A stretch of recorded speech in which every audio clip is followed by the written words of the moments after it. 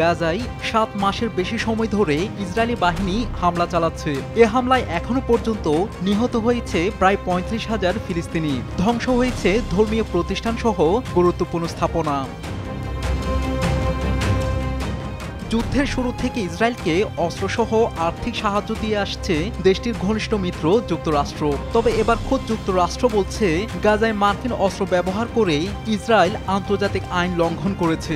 দেশটির state department বলছে, যুক্তরাষ্ট্রের অস্ত্র ইসরায়েল অসঙ্গতিপূর্ণ উপায়ে ব্যবহার করেছে।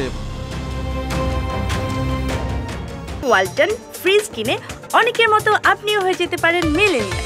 সেরা পণ্যের সেরা অফার।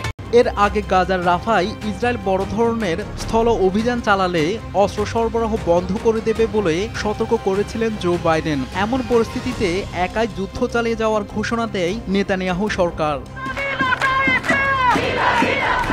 এদিকে গাজার যুদ্ধ বন্ধ ও ইসরায়েলের সঙ্গে সম্পর্ক ছিন্নের দাবিতে বিশ্বের বিভিন্ন বিশ্ববিদ্যালয়ে বিক্ষোভ অব্যাহত রয়েছে।